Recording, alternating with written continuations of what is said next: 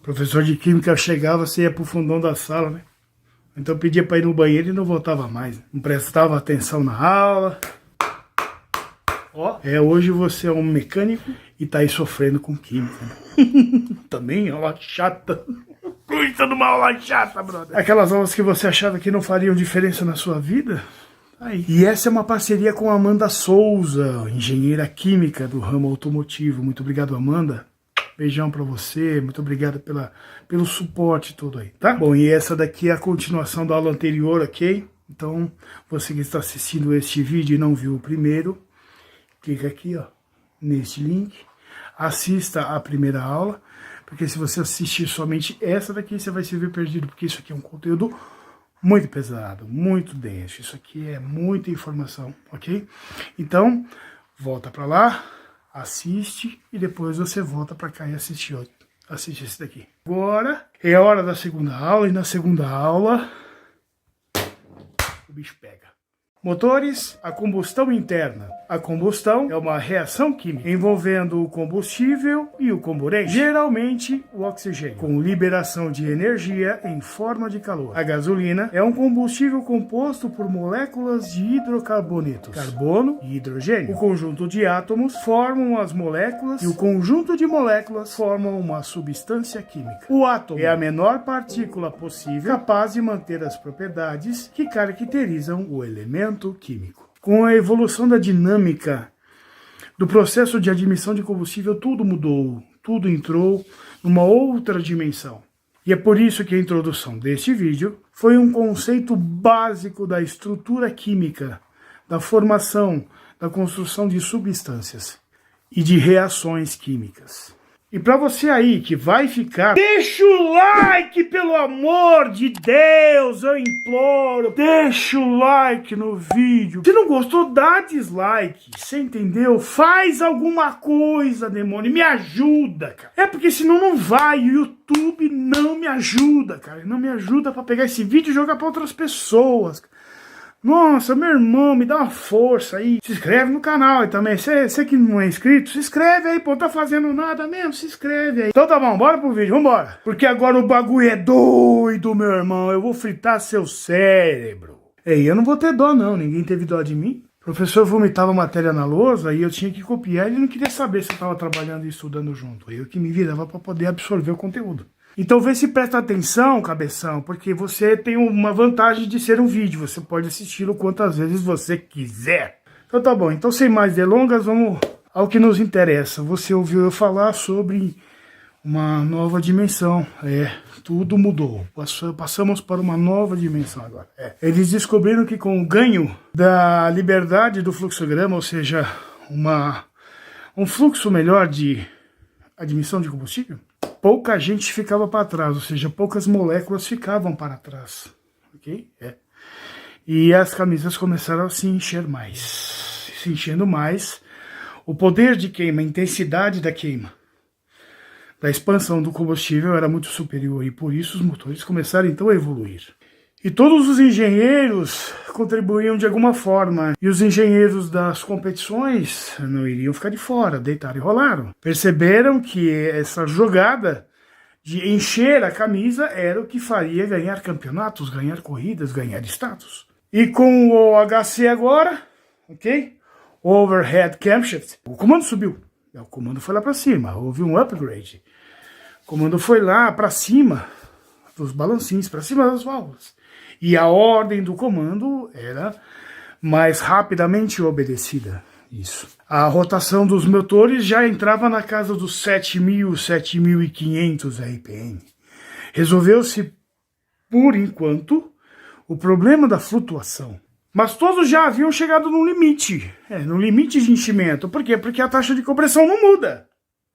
Eles conseguiram um bom fluxograma.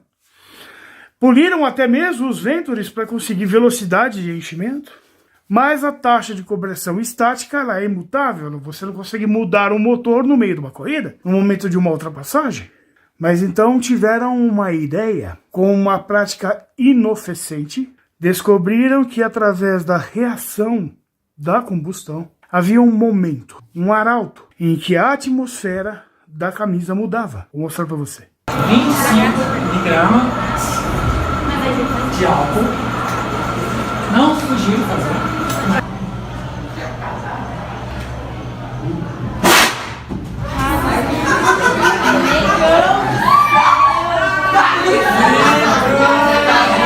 Né? A gente joga um pedaço de papel, olha, vocês estão vendo fogo, e agora vamos tapar. Os elementos existentes naquela mistura estequiométrica de ar e combustível e calor, que provocaram a queima do combustível, a decomposição desse combustível, consumiram completamente o oxigênio dentro da câmara. No exemplo do vídeo, desses dois vídeos que vocês assistiram, eram galões de água, garrafas de água. Quando os professores tamparam a boca do galão de água, houve uma mudança na atmosfera dentro da garrafa. Por conta do consumo de todo o oxigênio, a garrafa murchou. Eu digo murchou, mas na verdade sofreu uma deformação. E foi aí que tiveram uma ideia de que este fenômeno físico-químico poderia auxiliá-los a encher mais as camisas. Como? Porque nos ensaios de funcionamento do motor eles usavam o tubo de Pitot. Tubo de Pitot, para quem não sabe, é utilizado em aviões. Porque como é que você sabe que o avião está numa certa velocidade se não tem um chão para girar uma roda e medir quantos quilômetros por hora você está? Então, porque lá no ar, ele está no céu. Então o tubo de Pitot é o que faz com que essas leituras cheguem ao painel. O tubo de Pitot recebe o vento, o fluxo de ar, passando por ele assim, e ele mede o fluxo de ar. Para quem tiver curiosidade de como funciona o tubo de Pitot, nosso amigo Por Trás da Aviação, ele ensina. Entra no canal dele lá, procura lá, Por Trás da Aviação. Ele ensina como funciona um tubo de Pitot. Fala pessoal do Aero, tudo bem?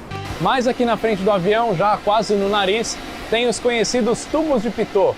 E colocar então um tubo de Pitot tanto na entrada, no fluxo da entrada do carburador, quanto na saída, no escapamento, para observar a velocidade da entrada do ar e a velocidade de saída do ar. É coisa de cientista. Cientista quer descobrir se tudo está correto, se tudo está bem, se há algo para ser descoberto. Principalmente numa competição, como por exemplo a Fórmula 1. E notaram que no tubo de Pitot do escape havia uma interferência. Existia uma frequência de ruído na leitura que saía do escape. Até então se imaginava que era por conta das fases do motor, que há um momento em que o pistão está subindo, comprimindo. Mas não era. Esta anomalia, esta frequência de picos eram provocadas pelo vácuo criado dentro do escape. Então, esse fenômeno físico-químico estava acontecendo dentro do escape. Eles estavam desperdiçando um recurso valioso, que poderia utilizar, ao invés de criar vácuo dentro do escapamento, poderia assim, então se utilizar para puxar o ar que vinha do coletor de emissão. Porque a taxa de compressão ela não muda. Não tinha como mudar mais a taxa de compressão com o veículo em funcionamento. Então o que eles perceberam é que eles poderiam usar esse recurso para encher mais as camisas com o maior número de moléculas possível. E adivinha quem eles utilizaram para fazer isso? O comando. Eles perceberam que ajustando a abertura da válvula, esse momento em que a atmosfera muda poderia ser manipulado. Eles poderiam ajustar o comando, os cames do comando, para fazer com que esse vácuo acontecesse ainda enquanto a válvula de admissão estivesse aberta, para auxiliar na sucção dos gases que entravam com a mistura estequiométrica pronta para sofrer o processo da combustão. E foi aí então que nasceram os cruzamentos. Os cames dos comandos as fases deles acabavam se cruzando, intensificando mais o período da admissão, ou seja, a sucção das misturas. A mistura não era mais sugada somente pela descida do pistão, o vácuo criado pela descida do pistão. Já se iniciava ainda no processo de escape com este artifício, com esse fenômeno. Porque momentaneamente a válvula de escape junto com as válvulas de admissão, elas ficavam abertas, fazendo assim com que esse fenômeno fosse utilizado para prolongar o processo de admissão, resultando assim no enchimento maior das camisas, com o maior número de moléculas. Pois é, mas no período de aprendizagem da utilização desse recurso, eles não puderam ignorar o seguinte fato, de que é o seguinte: o seu motor não é movido a explosão. Não, ele não é movido a explosão. Você precisa corrigir isso. Você nunca mais pode falar isso. Porque a explosão não pode acontecer dentro do motor. A explosão gera ondas de choque. Ondas de choque são detonações. Okay?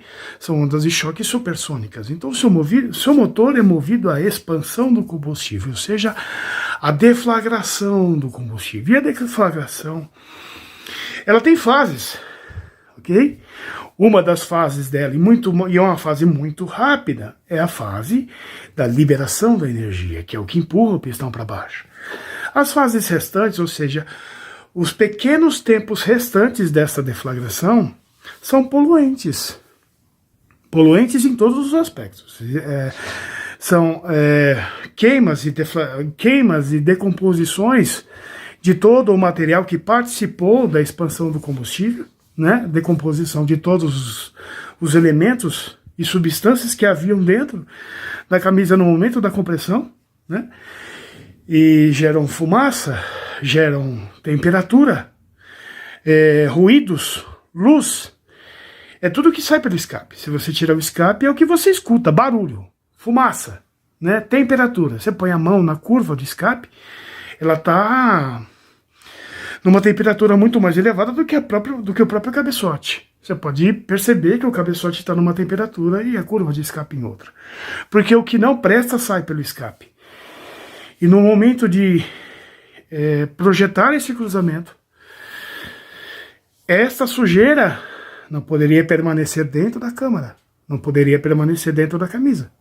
Então esse súbito momento de vácuo, existe um ponto certo, específico para que isso aconteça. Tanto é que se você for fazer essa experiência do galão de água e colocar fogo e tampar, existe um momento certo. Se você se antecipar demais, você explode a garrafa. E se você se atrasar, você não aproveita e não consegue assistir ao efeito do esmagamento, da deformação da garrafa. Então esse momento também é um momento bem curto. Então, para eles aprenderem em que momento era esse, demorou.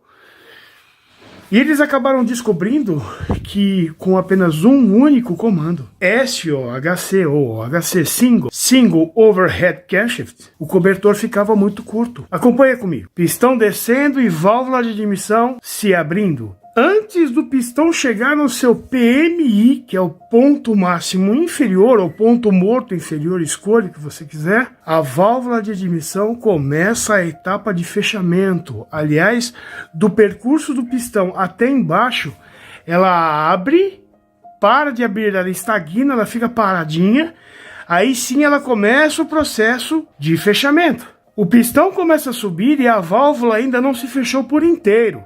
Ela ainda está no curso de fechamento, ela não chegou na sede de válvulas ainda, ela não está estancada ainda, mas o pistão já começou a subir para começar o processo da compressão. O pistão começa a subir porque o processo da compressão está em curso, todas as moléculas estão se agitando nesse momento. Momentos antes desse pistão chegar no seu PMS, que é o ponto máximo superior, a vela manda sua centelha para agitar todas as moléculas existentes dentro desse composto comprimido, essa substância comprimida, dando início ao processo de deflagração, da expansão do combustível. É aí que o pistão começa a descer, impulsionado por essa energia dissipada sobre a cabeça do pistão. E é nesse ponto que começa o dilema crucial de toda a história de cruzamento dos comandos.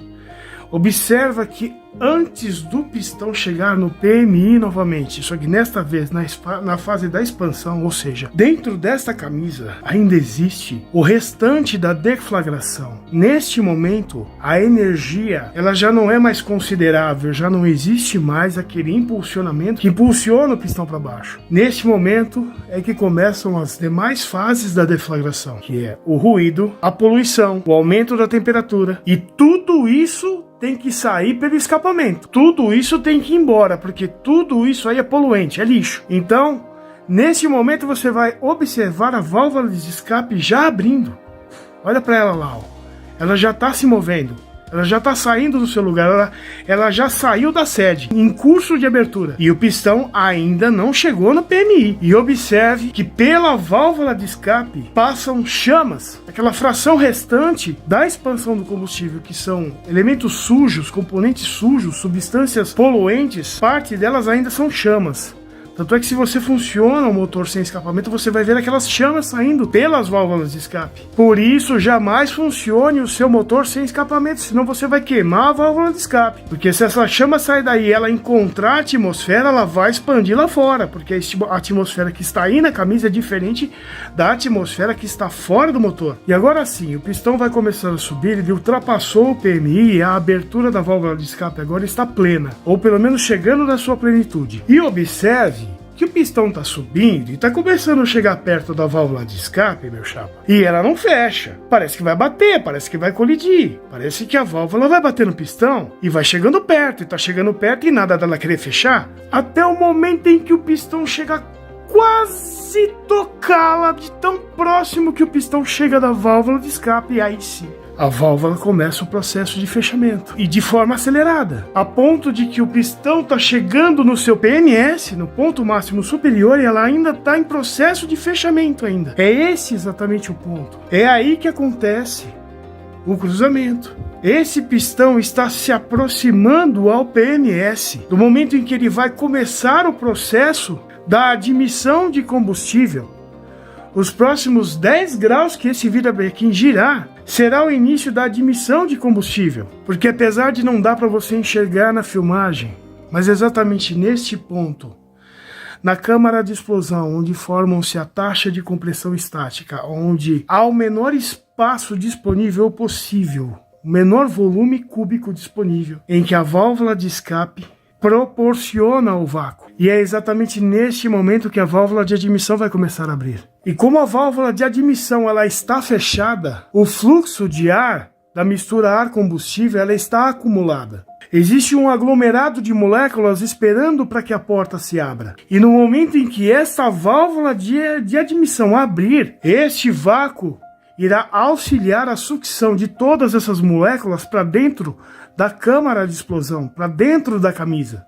E aí então o ciclo se repete, com a descida do pistão, e observe que a válvula de admissão está acompanhando a descida do pistão, provocando a abertura, inundando todo o cilindro, toda a camisa, com a mistura ar-combustível, com a ajuda do vácuo provocado pela fase anterior. Pois é, e agora que vai fazer sentido para você. Por que nós observamos o atraso da válvula de admissão? Ela só se fechou por completo quando o pistão já estava no processo de subida para iniciar o processo da compressão. Porque aquele vácuo gerado no momento da descida do pistão para admitir ainda estava em atividade. Muito bem. Você entendeu? O processo do cruzamento, o porquê que existiu o cruzamento, mas pintou um problema. Porque esse efeito, toda essa jogadinha, ela só realmente era eficaz, ela tinha uma efetividade a partir dos seus 3.000, 3.500 giros, mais ou menos, por aí. E na marcha lenta, por conta da baixa densidade da mistura estequiométrica, não existem tantas moléculas assim, não existem tanto volume assim na marcha lenta. Ou até seus 2.000, 2.500 giros. Começaram a haver problemas com a queima, até mesmo problemas com a partida do motor. Só que ainda havia espaço, ainda havia condições de cruzar ainda mais. Mas com um único comando não daria para fazer isso. É porque senão ia se tornar deficiente demais as baixas rotações. A ponto do motor dar contragolpe, falhar, não consegui permanecer ligado. Foi aí que eles tiveram uma outra ideia. Duplicaram o comando. É porque eles já haviam duplicado as válvulas. Ainda com o SOHC, fizeram o SOHC 16 válvulas. Mas 16 válvulas não quer dizer 2 comandos. Não é obrigatoriamente 2 comandos. Mas eles decidiram então separar esses 2 setores. Colocaram um comando para admissão e outro comando para escape. 2 válvulas de escape e 2 válvulas de admissão, girando em sincronismo. A corrente de comando, ou então a correia dentada, passava pelo virabrequim e pelas 2 polias. a polia de admissão e a polia de escape. É lógico, tinha os tensionadores e tudo mais, outros acessórios, e esse sistema então passou a se chamar DOHC, Double Overhead Camshaft. E se no primeiro vídeo eu te ensinei a engatinhar, depois eu te ensinei a andar, e neste vídeo eu te ensinei a correr, no próximo vídeo eu vou te ensinar a voar. Até a próxima aula, muito obrigado. Come de War. Saudações, meus queridos alunos desse meu Brasil baronil. 1% dos mecânicos sabem. São informações que eu vou passar para vocês, que sempre ficaram trancadas às 7 chaves, que líderes de concessionária não faziam a menor ideia do que estava acontecendo. Grandes mecânicos não chegaram a esse conhecimento, não tiveram acesso a essas informações, que durante muito tempo não se explorou essa informação. Mas eu não quero que você seja igual a todo mundo. Eu quero que você seja aquela pessoa que sabe o que acontece na vida. Então, bicho, meu amigo e minha amiga, presta muita atenção no que eu vou dizer para vocês agora. Senta, relaxa, respira fundo, porque a partir de agora, o seu cérebro é meu!